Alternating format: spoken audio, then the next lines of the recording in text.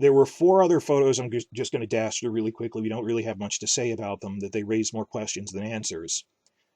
We have a few shots of these 2 well-dressed noblemen. I can't see any specific designs or sigils, so I'm not sure who they are.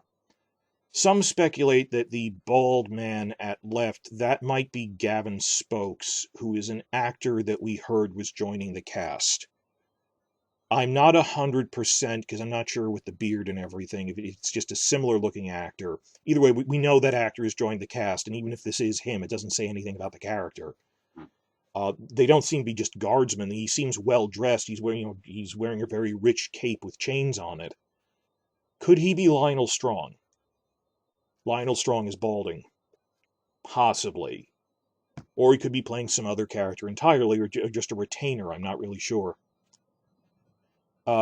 In the foreground of these guys, we then saw some generic guardsmen with metal helmets, but they don't exactly look like City Watch. I mean, they don't have the gold cloaks, and maybe... No, before they had the gold cloaks, they didn't have standard uniforms of any kind. So I think these are someone's household guardsmen.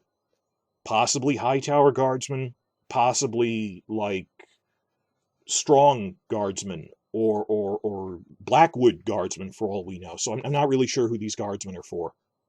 This one is interesting, though, a different set of guardsmen we saw.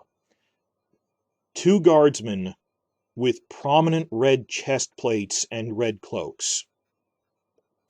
Question is, could these be Targaryen standard guardsmen?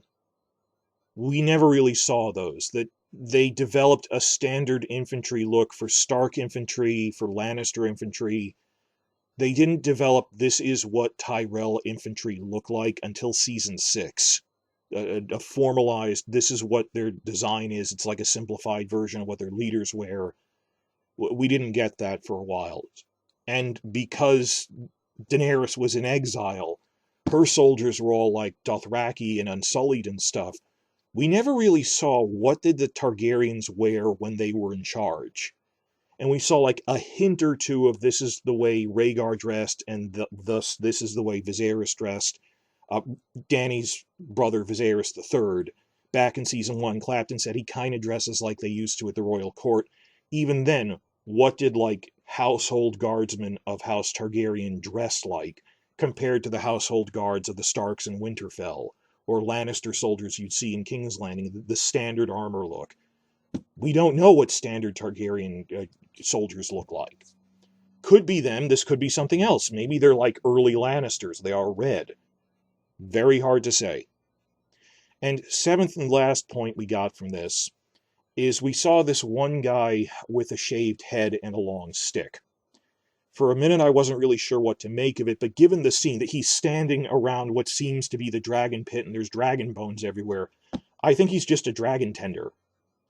Not one of the dragon keepers with a capital D are the specific guardsmen who guard the dragon pit and they have this custom armor and everything. This guy isn't wearing armor. I think he's one of the guys that brings meat to the dragons. That's why he's got a long pole. It's for handing chunks of meat to the dragons. And he's got a shaved head so his hair doesn't catch on fire by accident. And it's interesting to see young Alicent and bits of young Rhaenyra. And oh look, this is slightly different from their later designs.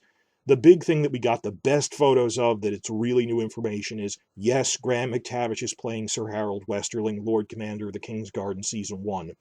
I'm really excited for him. I've liked him in his other stuff. I liked him in the Hobbit trilogy. The Hobbit trilogy had its problems, but the cast wasn't one of them. The cast really did a great job in that, and I really liked him as Dwalin. So I'm looking forward to this, and more importantly, we didn't even know they were filming in Derbyshire, that they're filming in the Peak District in the north, between Manchester and Sheffield. We had no idea they were doing this. And we thought this was going to be a fallow time in September, where we're just sitting around waiting for more filming reports from Spain in October, that we have not had spy photos in 4 months.